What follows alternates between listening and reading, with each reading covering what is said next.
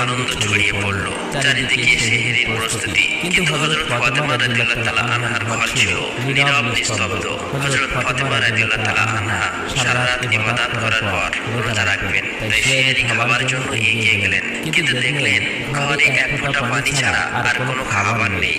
তিনি একটু পানি পান করলেন এবং আল্লাহর কাছে দোয়া করে বললেন, হে আল্লাহ, তোমার সন্তুষ্টির জন্যই আমি এই রোজা রাখছি। তুমি যদি আমাদেরকে অভাব দাও সেটাও তোমার রহমত।